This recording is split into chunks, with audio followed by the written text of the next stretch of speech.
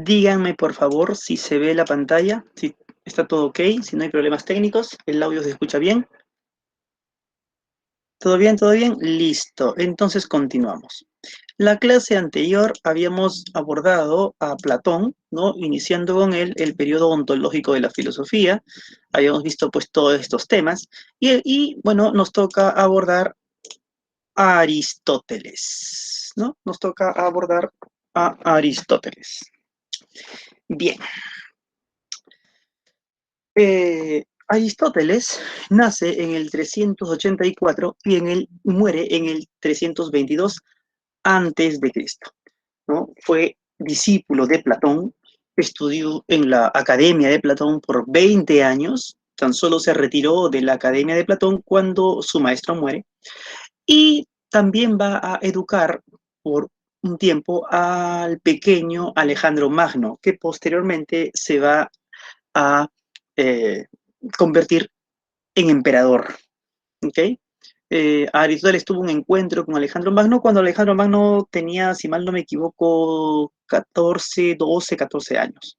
¿Okay? Y lo educó por 2 años aproximadamente.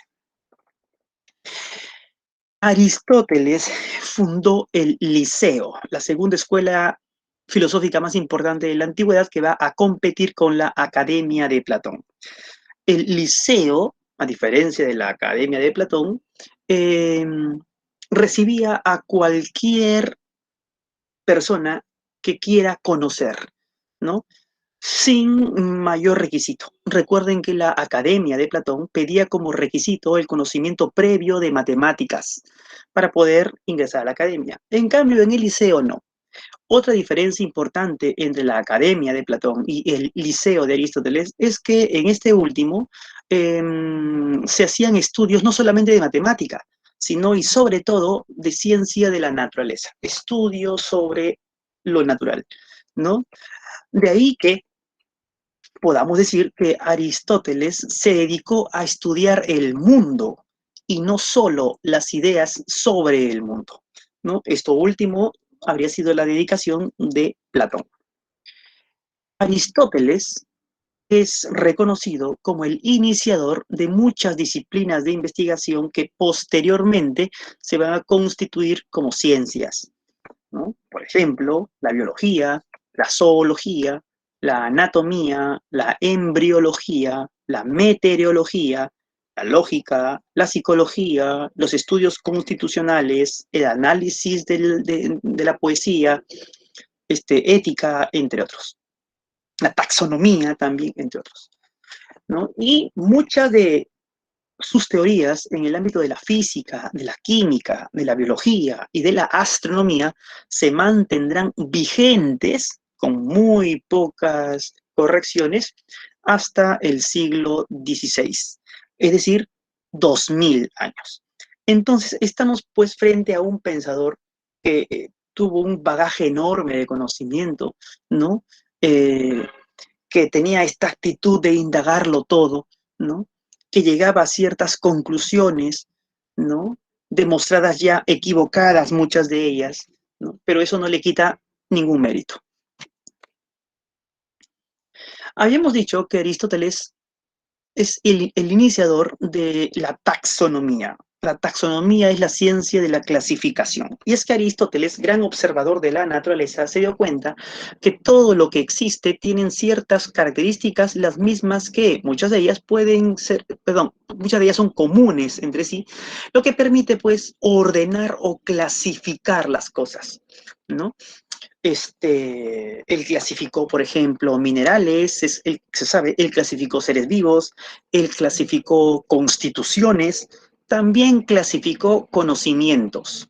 Y de ese bagaje enorme de conocimientos que puede haber, se dio cuenta que todos estos pueden reducirse a tres: conocimientos o ciencias, ¿ok? Ciencias teóricas, ciencias prácticas y ciencias productivas o creadoras.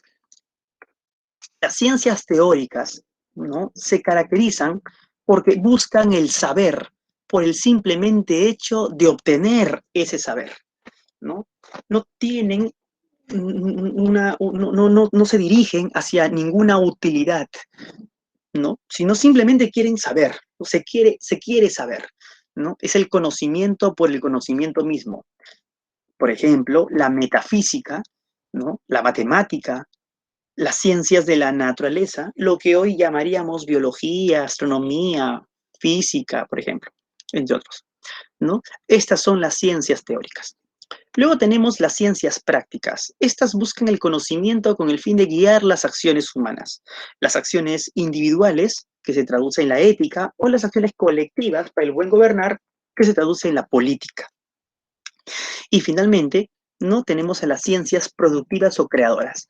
Estas buscan el conocimiento con el fin de crear o producir cosas bellas o cosas útiles. ¿Okay?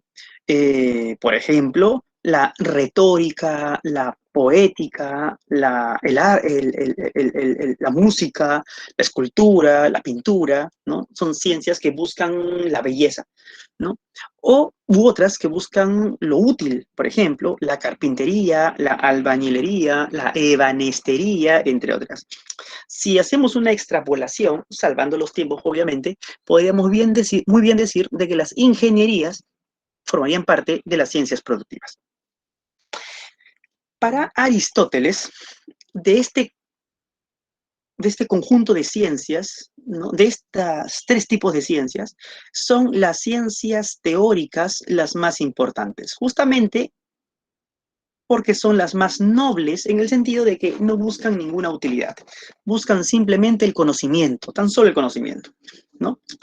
Y de entre las ciencias teóricas es la metafísica aún la más importante, entendida esta como la ciencia que estudia la esencia o las esencias del mundo. Bien, entonces vamos a abocarnos a su metafísica. Primero, ¿qué es la metafísica? ¿No? La palabra metafísica proviene de dos voces griegas. Meta, que significa algo así como más allá o detrás de, y physis, que hace referencia a la naturaleza.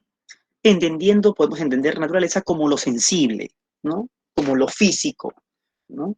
Lo percibido con los sentidos, podríamos entenderlo. Por lo tanto, la palabra metafísica, etimológicamente hablando, significa lo que está más allá de la naturaleza, lo que está más allá de lo físico, lo que no se puede percibir con los sentidos, pero sí se puede percibir con la razón.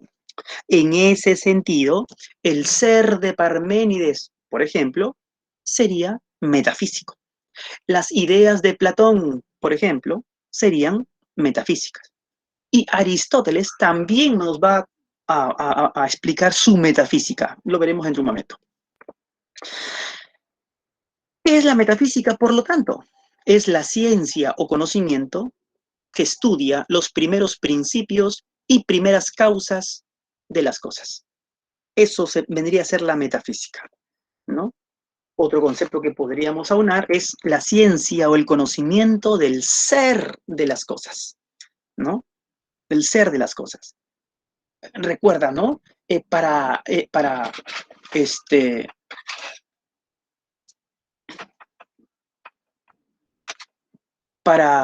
Parménides, ¿no? El ser de las cosas es único. Tengo una cucharita y tengo un libro, ¿no? Para Parménides, recuerda, el ser es único, el ser de este objeto, y el ser de este objeto es único, ¿no? Es uno solo. Esencialmente, esto es una sola unidad, ¿no? Esa es la metafísica parmenidia, ¿no? Para Platón, por ejemplo, el ser de este libro es la idea o esencia del libro, que no estaría en este libro, sino estaría en el mundo de las ideas. Y el ser o idea de esta cuchara, o esencia de esta cuchara, igual, ¿no? No estaría aquí, en este objeto, sino estaría en el mundo de las ideas. También sería la metafísica platónica. ¿Y cuál es la metafísica de Aristóteles? Se lo adelanto. El ser de este libro o la esencia de este libro está en este mismo libro. El ser o la esencia de esta cuchara está en esta misma cuchara, ¿no? Entonces, eso sería la metafísica de Aristóteles. Hago esta distinción entre estos tres autores que hemos ya abordado para que se sepa que cuando hablamos de metafísica estamos hablando pues en plural, de metafísicas, ¿no? La metafísica de Platón, la metafísica de Aristóteles y otras metafísicas también que veremos más adelante. Bien. La metafísica aristotélica, ahora sí nos abocamos a la metafísica de Aristóteles, nos dice que el ser de las cosas puede ser entendido de muchos modos, ¿no? En ese sentido, entonces, ¿no? ¿no? El ser de este libro, la esencia de este libro, ¿no? Puede ser entendida de muchas maneras. A diferencia de Parménides, quien decía que el ser es único, ¿no? Para Aristóteles, ¿no? Su comprensión es múltiple. Pero no vamos a abordar todas las formas de ser, según Aristóteles, ¿no? En esta ocasión tan solo vamos a abordar el ser como sustancia. El principal modo de ser es el ser como sustancia. Bien. Entramos pues de lleno a la teoría de las sustancias, por lo tanto. Esta teoría nos lleva también hacia la explicación de la teoría hilemórfica, de la teoría del ser en acto y ser en potencia, y hacia la teoría de las cuatro causas. ¿Ok? Eso vamos a verlo a continuación. La teoría de las sustancias. Lo primero que tenemos que entender es qué es una sustancia, ¿no? ¿Qué es una sustancia? Y qué es una sustancia primera, es más, en terminología aristotélica. La sustancia se entiende como el sustrato o esencia de las cosas, ¿no? Es lo que Platón llamaba idea, si gustas. La gran diferencia es que la idea o esencia en Platón estaba fuera de las cosas, estaba en un mundo de las ideas. En cambio, en Aristóteles, la sustancia o esencia de las cosas están en las cosas mismas. ¿Okay? Entonces, como te das cuenta, Aristóteles no duplica la realidad. El pensamiento de Aristóteles no es un dualismo, como lo fue en Platón, ¿no? El pensamiento de Aristóteles se dice es un naturalismo o realismo, si gustas, en el sentido de que la verdadera realidad es la propia naturaleza, ¿no? Las propias cosas que están en la naturaleza. Entonces, mientras que para Platón este libro era aparente, porque aparentaba la verdadera realidad que es la esencia del libro, para Platón este libro es aparente tan solo, ¿no? Que no es el verdadero libro, ¿no? Si gustas. Para Aristóteles este libro es real.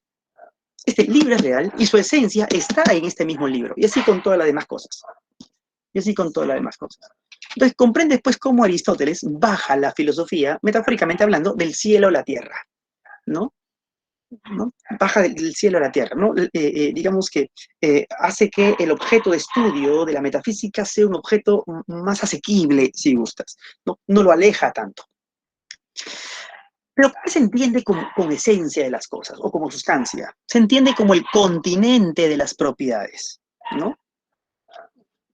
Sigo con el ejemplo de este libro y en realidad podemos usar cualquier ejemplo, el de la manzana o cualquier ejemplo que ustedes se imaginen. ¿Qué son las propiedades? ¿No? Propiedades o características si gusta de las cosas. A ver, este libro tiene determinados colores, ¿no? Este libro tiene un determinado peso. Este libro tiene ¿no? Determinada textura. Este libro tiene determinado olor. Y así. Todas estas son propiedades o características de este libro, de la sustancia libro, ¿no? Podríamos decir que percibimos la sustancia libro, es decir, podemos decir que percibimos la esencia de este libro. No, en realidad lo que percibimos son las propiedades o características de este libro. Es decir, percibimos el color de esto que llamamos libro. Percibimos el peso de esto que llamamos libro. Percibimos la textura de esto que llamamos libro. Percibimos el olor de esto que llamamos libro. Y así podemos continuar. Pero percibimos el libro y sin embargo tiene que existir. Y sin embargo estamos hablando de esto, porque el color siempre es el color de algo, del libro en este caso. La textura siempre es la textura de algo, del libro en este caso. Y así podemos continuar. Entonces, si bien lo físico es el color, es la textura, es el peso, eso es lo físico, lo metafísico sería el libro, la sustancia libro, la esencia que hace que esto sea efectivamente un libro.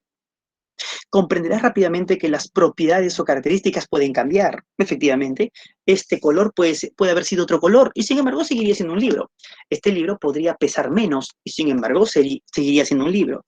Este libro podría haber tenido una pasta gruesa o una pasta flexible como este y seguiría siendo un libro, ¿no? Entonces, las propiedades pueden cambiar, pero el libro seguiría siendo el libro.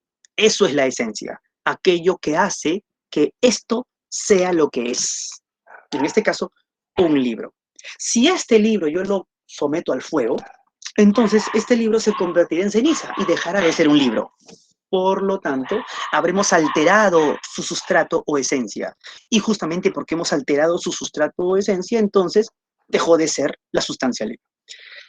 Esto es lo que nos dice Aristóteles. Entonces, la esencia de las cosas está en la misma cosa, ¿no? Pero para captarla no lo vemos, la reflexionamos, la comprendemos, ¿no? Por eso es algo metafísico.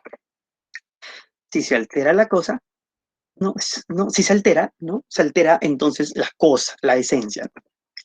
Bien, bien. Espero que se haya comprendido bien, ¿no? Esta parte, ¿no? Para poder continuar, ¿no? Respecto de las demás teorías aristotélicas. Sigamos. La teoría hilemórfica. La palabra hilemorfismo viene de las voces griegas hile, que significa materia, y morfé, que significa forma. Por lo tanto, ¿no?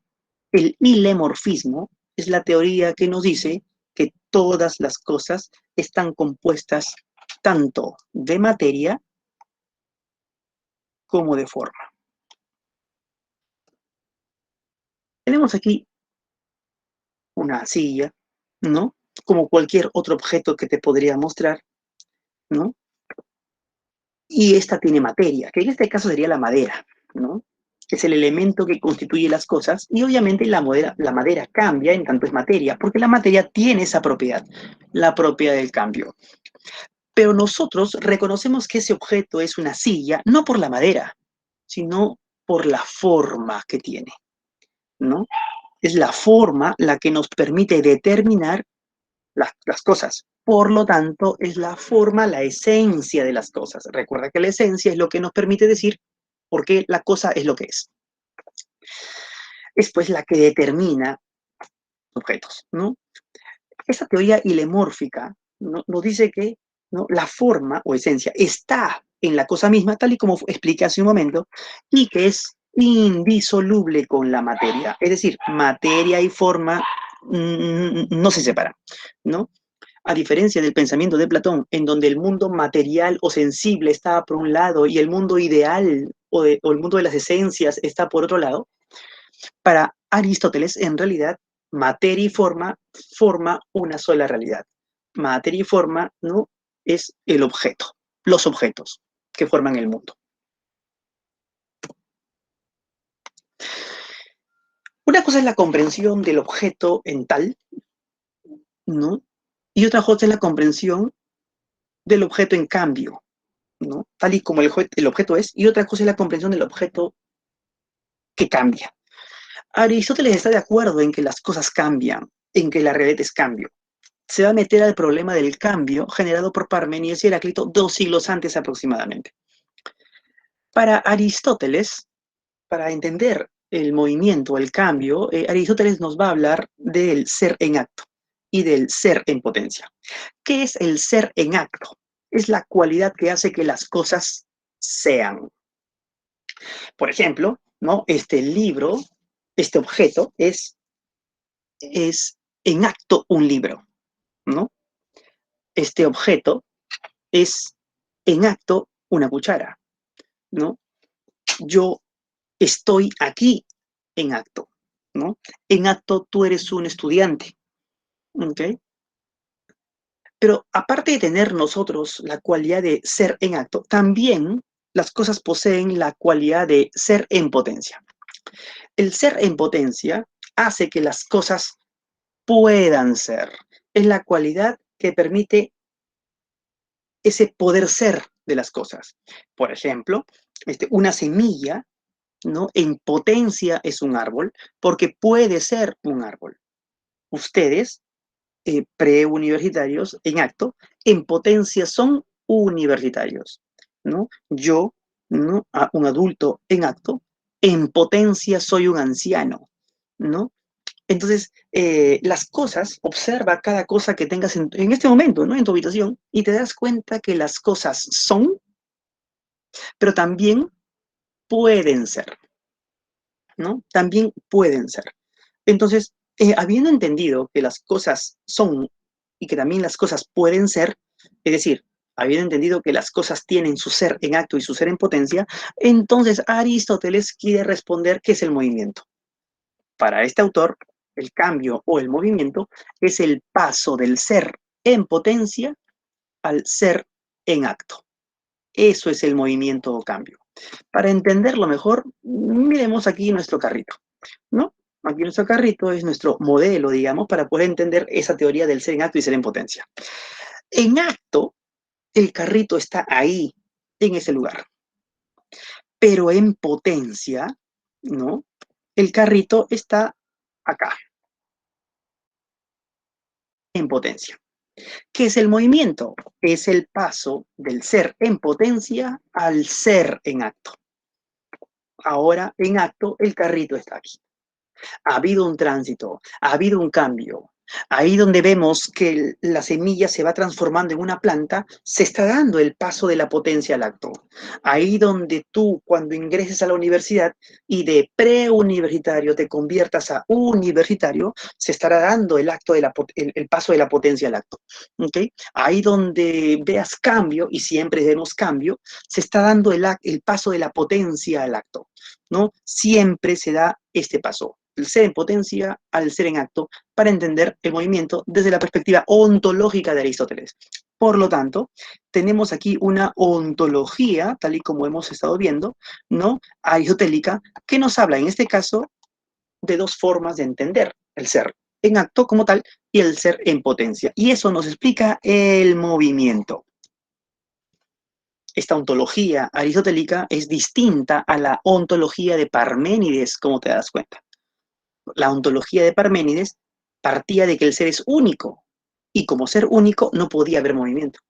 La ontología de Aristóteles parte de que el ser es múltiple, ¿no? Y bajo los conceptos de acto y potencia, deduce que sí hay movimiento, ¿no? Entonces, una cosa es decir, hay movimiento porque lo veo, y otra cosa es decir, hay movimiento porque lo argumento. Aristóteles nos dice que el movimiento existe y argumenta por qué existe, ¿no? Y ese es un paso importante. Bien, bien. Finalmente, para poder entender la filosofía de Aristóteles, no tenemos que abordar su teoría de las cuatro causas. Aristóteles nos dice que todas las cosas existentes existen por cuatro causas, son por cuatro causas, ¿no? Tenemos aquí el ejemplo de una guitarra que nos servirá como modelo para entender esa teoría. La causa material. Esta guitarra no podría existir si no existiese la madera con la cual está constituida, el nylon de las cuerdas con la cual está constituida, el fierro de los clavijeros, ¿no? Esta guitarra materialmente necesita de esas causas, madera, fierro, nylon. Responde pues la causa material a la pregunta de qué está compuesto el objeto. Pero esa madera, ese nylon, necesita ser manipulado por algo o por alguien para transformar la madera en guitarra. Ese algo o alguien es lo que Aristóteles llama causa eficiente, el agente que produjo, que elaboró, que fabricó la guitarra. En este caso, el luthier. Pero este luthier no podría haber transformado la madera en guitarra si antes no tiene la noción de lo que tendría que ser una guitarra. Esa noción, esa idea, esa forma es la causa formal, ¿no? Y finalmente, la causa final. ¿Para qué el luthier hizo la guitarra? ¿Para venderla? ¿Para tocar algunas canciones? ¿Qué función cumple? ¿No? ¿Cuál es la meta? ¿Por qué existe la guitarra? Estas cuatro causas han confluido para que aparezca, para que se crea, para que exista esta guitarra. Y así con todo lo que existe a tu alrededor. Observa a tu alrededor y pregúntate cuál es la causa material, formal, eficiente, final de todas las cosas que tienes a tu alrededor, ¿no? Y estarás entendiendo las cosas a partir del marco teórico aristotélico. Bien, entonces aquí me detengo, porque aquí concluimos, ¿no? Esta metafísica aristotélica, ¿no? Y bueno, si tienen alguna pregunta, comentario, ¿no? Estoy viendo el chat en este momento, ¿no? Bueno, parece que no hay ningún comentario, ¿todo bien? Profesor, una pregunta, Dime. ¿cuál sería según Aristóteles, en ese caso, el fin del hombre? Perdona, ¿cómo? No escuché tu pregunta. ¿Cuál sería el fin del hombre? Ah, ya. Según Aristóteles. El hombre, en tanto ser racional, ¿no? En tanto que su causa formal es su alma, eso diría Aristóteles, el alma, y el alma hace que el hombre sea un ser racional, entonces su fin es vivir de acuerdo a su propia naturaleza racional, ¿no? Si el hombre es lo que es, debido a que su finalidad es vivir de acuerdo a su propia naturaleza racional. Y esta naturaleza racional del hombre, recuerda que para Aristóteles el hombre es un animal racional, esta cualidad racional del hombre solo puede ser desarrollada en sociedad. Por lo tanto, si el hombre no se desarrolla en una sociedad, en una cultura, entonces no desarrollará su capacidad racional y tan solo se quedará en ser un animal, ¿no? ¿No? Entonces, y siendo un animal, no es un hombre, ¿no? Entonces, esa es la causa final, el objetivo de lo que es un ser humano, ¿no? Vivir en una sociedad para desarrollar esa capacidad racional que implica, pues, tener cultura, etc. Así es. Profesor, entonces no sería la felicidad. ¿O sí? Perdóname. Entonces, ¿su fin no sería la felicidad? ¿La felicidad? El fin del hombre, claro, también obviamente, ¿no? En tanto actúa racionalmente, este actuar racional le va a permitir decidir, ¿no? Las acciones a tomar para lograr una tranquilidad, para lograr una felicidad, para lograr lo que Aristóteles llamaba una eudemonía, ¿no? En términos éticos, o sea, lograr esta felicidad. Pero recuerda, esta felicidad lo logra en sociedad, no lo logra solo, ¿no? Las escuelas helenístico-romanas que vamos a ver en un momento, para ellos sí, la felicidad se puede lograr de manera individual, pero Aristóteles no todavía, ¿no? La felicidad se logra de manera colectiva, de manera social. Por eso es que Aristóteles decía que el hombre es un animal político, es decir, un animal social, ¿no? Individualmente, el hombre jamás podría lograr la felicidad debido a que no podría lograr su raciocinio. Y la forma de lograr la felicidad es a partir del raciocinio. Así es. Está bien, profesor, gracias. Ya, ¿alguna otra observación, pregunta? Profesor, ¿Todo bien? ¿qué tal? Profesor, buenas ¿Cómo tardes, está? ¿qué tal? Y entonces, según Aristóteles, ¿cuál sería la causa eficiente del hombre en todo caso, no? ¿Quién lo generaría? Claro. Ahí el estudio sobre el hombre, el análisis sobre el hombre, aun si tenemos este marco teórico aristotélico, no es algo tan simple de definir como si quisiéramos definir una guitarra, ¿no? Por ejemplo, ¿cuál sería tu causa eficiente como ser humano, tú, como ser humano? Podríamos decir tus padres, ¿no? Tus padres, ellos serían la causa eficiente, ¿no? Ahora, eso tiene que ver también, otro podría decir, la propia naturaleza, si queremos generalizar, ¿no? La propia naturaleza. Alguno por ahí de repente diría Dios, porque Dios nos creó, de repente, podría decir bajo sus creencias.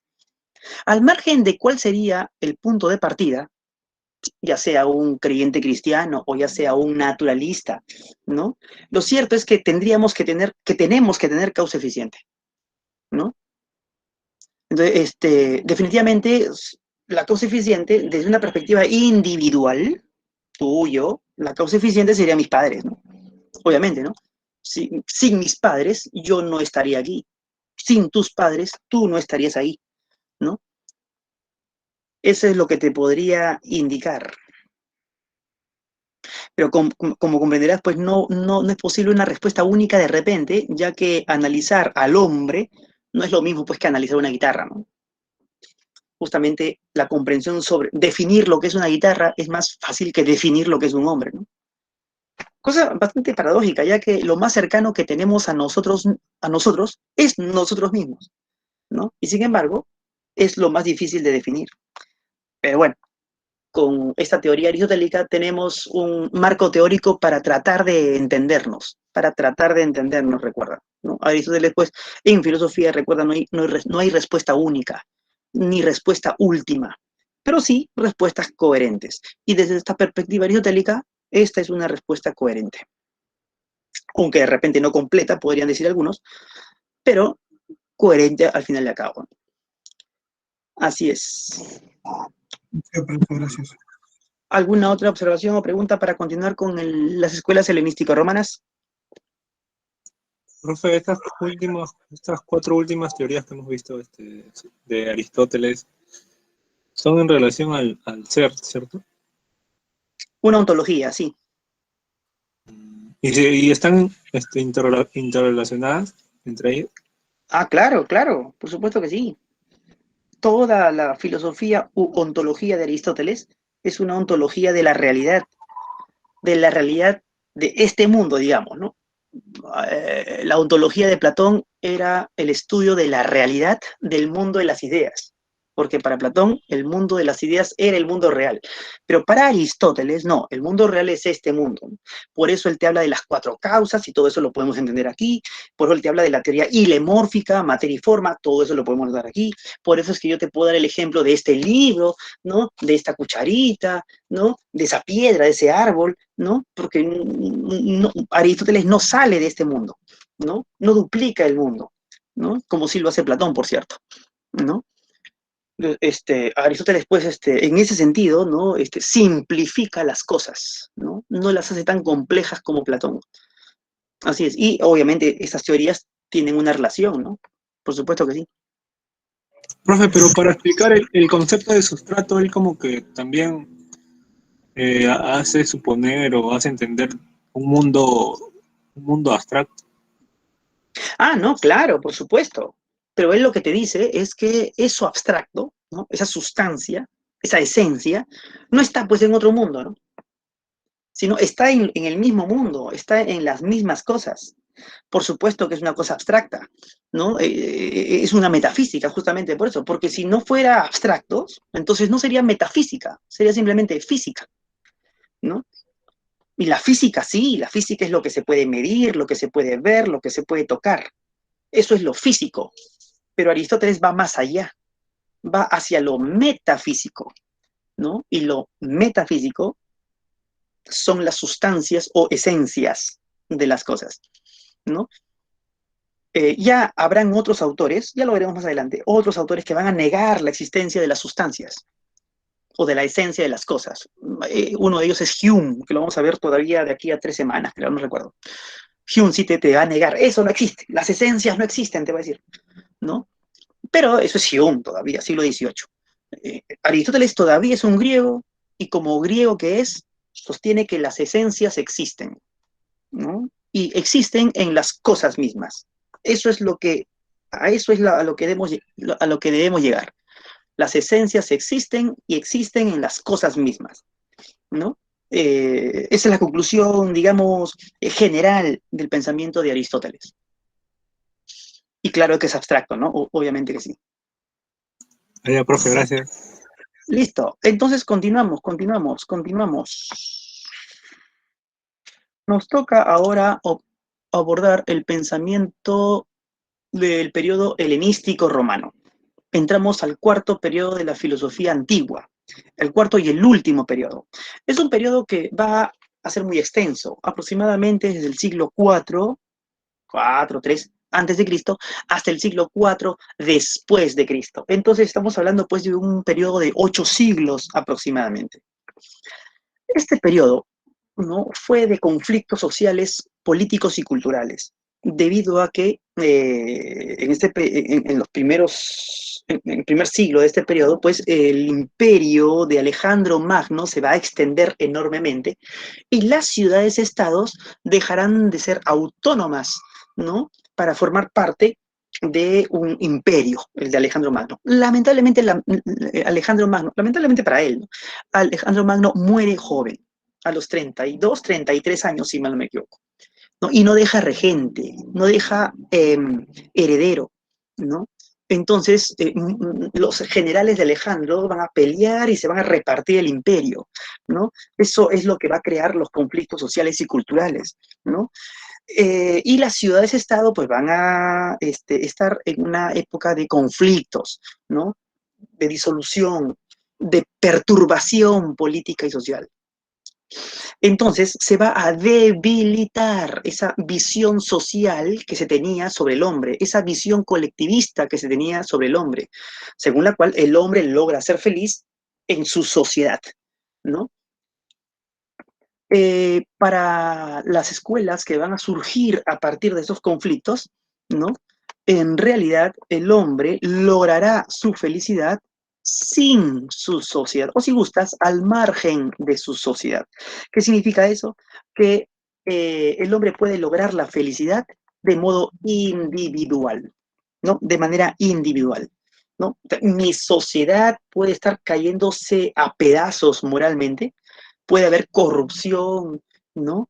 Pero yo puedo aún así lograr mi felicidad, ¿no? De manera individual, ¿no? Entonces, eso es el debilitamiento de la visión colectivista y un fortalecimiento de la visión individualista del hombre. Las escuelas helenístico-romanas que vamos a abordar muy brevemente, pero no son las únicas, son el cinismo, el estoicismo, el epicureísmo y el escepticismo.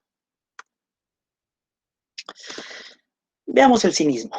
De la voz kinos, que significa perro, ¿no? De ahí deviene el adverbio kínicos, que significa a lo perro o perrunamente. El cinismo, por lo tanto, es la doctrina filosófica que, digamos, en términos metafóricos, enseña a que hay que vivir a la manera de los perros, ¿no? Hay que vivir siguiendo el ejemplo de los perros. Hay que vivir perrunamente, que en griego seguramente no sonaba feo, pero en castellano parece que sí. Bueno, el fundador de esta escuela fue Antístenes, discípulo de Sócrates, pero el máximo representante es Diógenes, Diógenes de Sinope, de la ciudad de Sinope, o Diógenes el cínico, o Diógenes el perro, así llamado en su época. El hombre, sostienen los cínicos, debe vivir de acuerdo a su propia naturaleza. El hombre, ¿no? Por esencia, es un ser de la naturaleza. Entonces, si quiere lograr el bienestar, si quiere lograr la tranquilidad, si quiere lograr vivir feliz, ¿no? Si quiere lograr la libertad, debe, ¿no? Vivir de acuerdo a su propia esencia natural, ¿no? Y no dejarse reprimir por la presión social. Voy a dar un ejemplo muy trivial, ¿no? Una persona que tiene 30 o 40 años, de pronto la sociedad le empieza a decir de manera irónica de repente o de manera bonachona de repente, pero le dicen, pues, oye, no te has casado, no tienes hijos, ¿no? ¿No? Una mujer que de repente llega a los 40 años, muchos le dicen, oye, no has tenido hijos, no te has casado, ¿no? Eso es la presión social. El cínico le diría, oye, no hagas caso, ¿no? No hagas caso a eso, ¿no? Lo social, las tradiciones, los valores, la moral, surge en la sociedad. Pero recuerda que tú no eres un ser social en esencia. En esencia, tú eres un ser natural. Por lo tanto, no debes reprimir tus deseos sensuales ni tus deseos intelectuales, ¿no? Debes rechazar las convenciones sociales. ¿Cuáles son las convenciones sociales? Los acuerdos sociales, lo que surge en sociedad, lo que no existe en la naturaleza. El arte no existe en la naturaleza, la ciencia no existe en la naturaleza, la religión no existe en la naturaleza, la política no existe en la naturaleza, la moral no existe en la naturaleza. Y si no existe en la naturaleza, entonces son artificios, son cosas artificiales. Y en tanto tú te entiendes como un ser de la naturaleza, entonces rechaza todo tipo de convención social. Esto es lo que enseñan los cínicos, ¿no?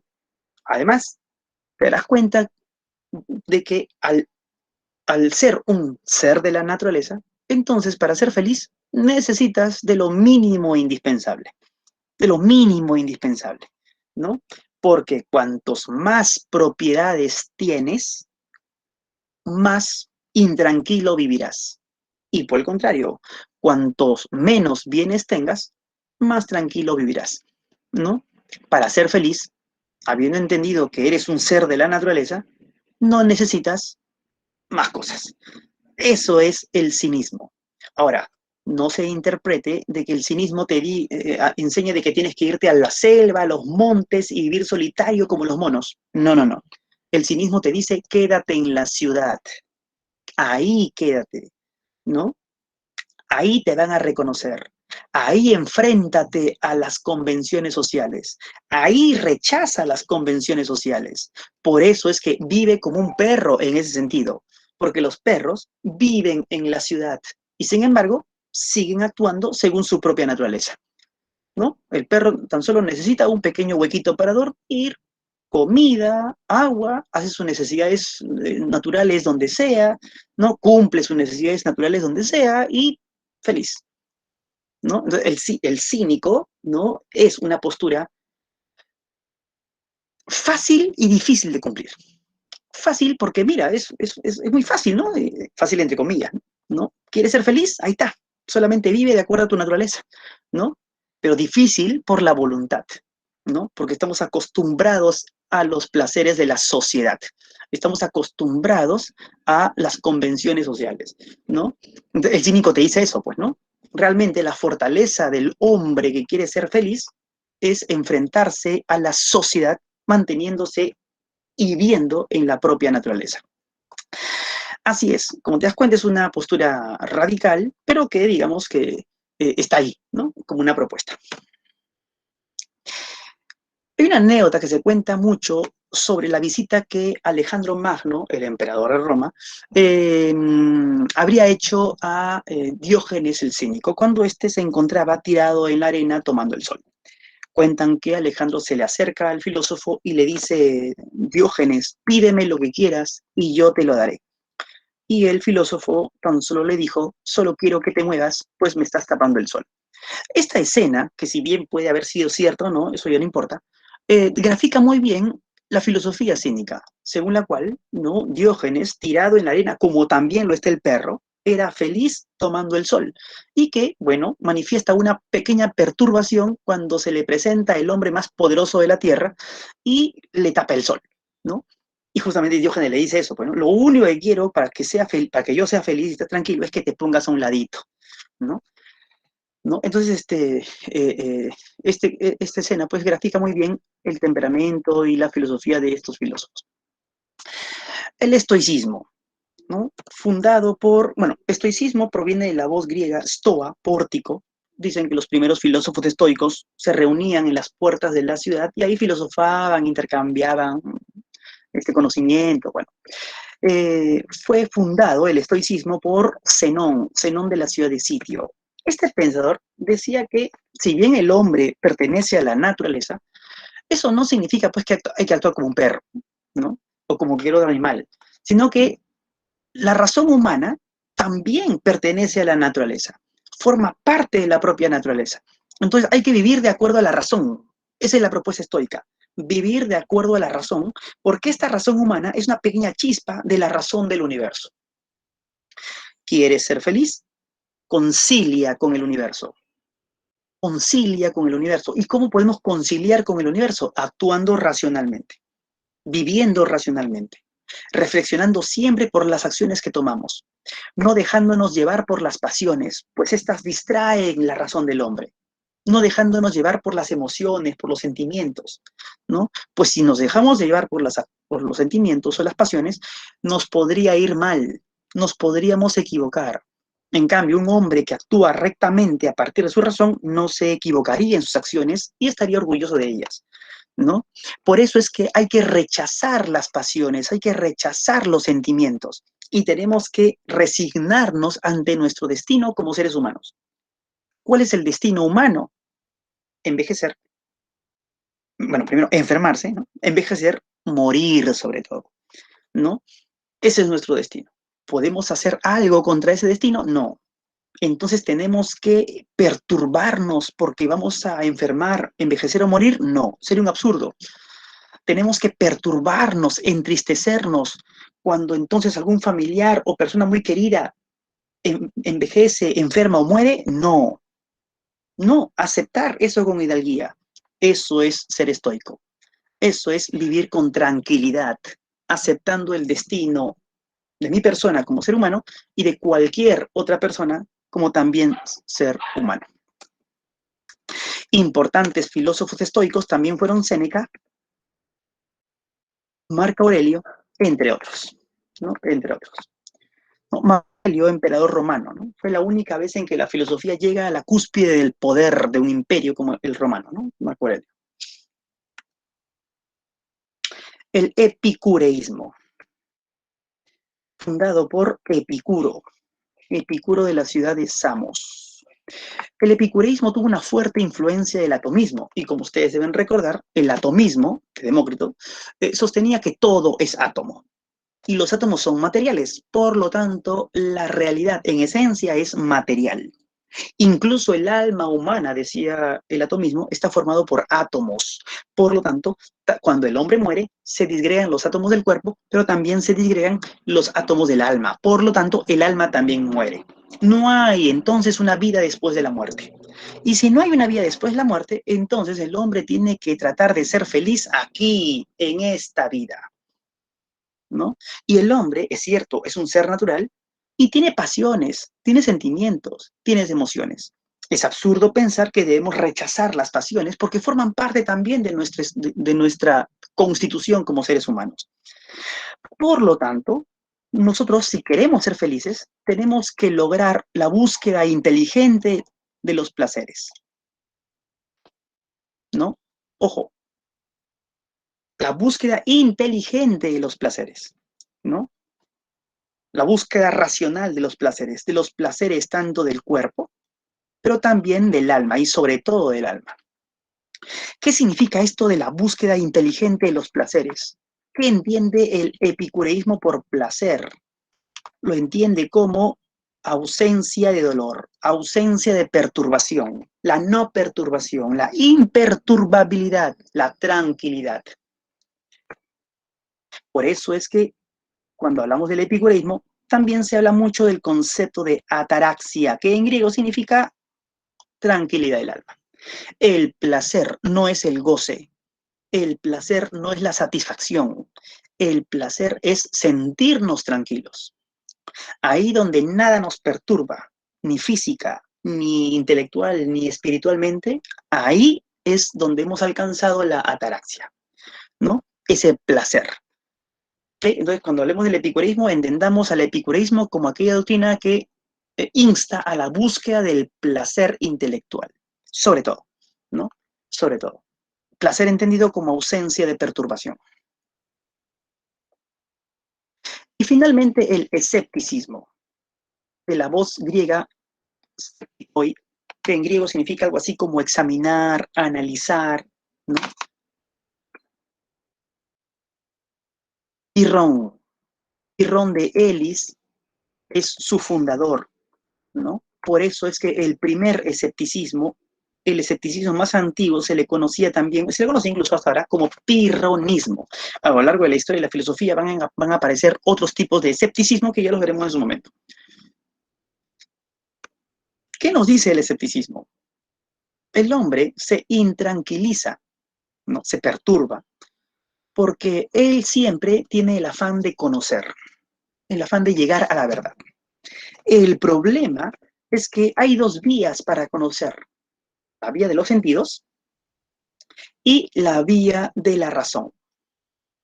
El problema es que los sentidos se pueden equivocar al darnos algún dato, pero la razón también se puede equivocar nosotros al reflexionar sobre algo, nos podemos equivocar. El problema no es tanto que nos equivoquemos, el problema es que a veces no nos damos cuenta cuándo nos hemos equivocado. Ahí está el problema. Y corremos el peligro de pasar por cierto lo que fue un error. Es imposible saber cuándo nos equivocamos, ¿no? Y cuándo no, ¿no? Es imposible, ¿no? Porque si yo veo algo que es rojo y finalmente, qué sé yo, pues era anaranjado, entonces me equivoqué, pero me corrijo, ¿no? Pero si con mis ojos, digamos, ¿no? Vi mal la primera vez, ¿no? ¿Quién me asegura que en esta segunda vez no vea mal nuevamente, ¿no? Y igual, ¿no? Cuando yo razono y me doy cuenta que razoné mal, entonces me corrijo. ¿Y cómo me corrijo? Usando la razón nuevamente. Pero si la razón me hizo errar la primera vez, ¿qué garantías tengo de que no me haga errar una segunda vez y una tercera? ¿En qué momento tengo la certeza? Eso es lo que te dice el escepticismo. Jamás. Entonces, debo aceptar que solo tengo creencias. Debemos aceptar que solo hay opiniones, creencias muy bien fundadas y justas, pero finalmente creencias.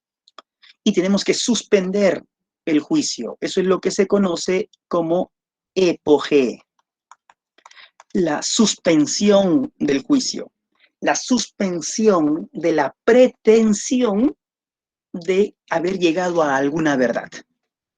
Por ejemplo, si yo te digo, hoy es un día soleado, es un juicio. Porque pretendo, con lo que te estoy diciendo, pretendo decirte algo verdadero. Pero en vista de que hemos analizado, de que los sentidos se pueden equivocar, entonces tengo la certeza, puedo decirte con certeza que hoy es un día soleado porque yo estoy mirando, pues, que es soleado. ¿Acaso mis sentidos no me pueden estar engañando en este momento? Hay una mínima posibilidad, pero podría estar, pues, ¿no? Entonces yo debo suspender el juicio y no decir que es un día soleado. A lo más de repente decirte, me parece un día soleado. Me parece. Eso ya no es un juicio. Esto es el escepticismo, una postura muy racional, pero también muy radical. ¿Quieres vivir tranquilo? ¿Quieres vivir feliz? ¿No? Entonces acepta que jamás podremos llegar a certezas de ningún tipo. Bien, entonces aquí nos quedamos, ¿no? Aquí terminamos todo lo que es la filosofía antigua, ¿no? Entonces leo el chat muy brevemente, ¿no? Alexia me pregunta, profesor, ¿a qué se refiere con primer motor inmóvil? Ah, eso es Aristóteles sobre todo, y hace referencia a una primera causa, ¿no? Aquello que va a causar todo lo demás, ¿no? Este primer motor inmóvil, muy posteriormente, va a ser interpretado como Dios, pero eso es muy posteriormente, ¿no? Tomás de Aquino, sobre todo, va a interpretar eso en el medioevo. Pero para Aristóteles, el primer motor inmóvil es aquello que causa por primera vez algo, ¿no? Que implica el primer movimiento, ¿no? Y le va a llamar inmóvil porque a este no le va a causar nada, no va a tener causa, ¿no? Alexia me pregunta nuevamente, ¿cómo sabe que no hay un motor que hace... ¿Cómo? Que no hay un motor que hace motor de este mismo. Ah, ya. Bueno, claro, porque si este motor inmóvil tuviera un motor previo, entonces ya no sería este motor inmóvil el primer motor, sino tendría que haber uno previo, ¿no? Ahora, tu pregunta vuelve, ¿no? ¿Y este motor, no? ¿Cómo sé que no tendría un motor previo? Bueno, lo mismo. Aristóteles lo dice claramente, ¿no? No nos podemos ir hasta el infinito, porque si no, no explicaríamos nada, ¿no? Entonces tenemos que aceptar que debe haber un primer motor. ¿Cuál sea? No lo sabemos, pero que tendría que haber un primer motor. Eso lo dice Aristóteles, ¿no? Así es. En algunos textos da la impresión que Aristóteles está hablando de Dios, ¿no? Pero claro, no es un Dios a la manera del cristianismo, ¿no? Este primer motor inmóvil, entendido como Dios, no es un Dios, pues, que creador de las cosas. Es un Dios que impulsó las cosas, impulsó la materia, que impulsó la realidad. El mundo ya estaba ahí, ¿no? En caos, como quieras verlo, pero la materia ya estaba ahí.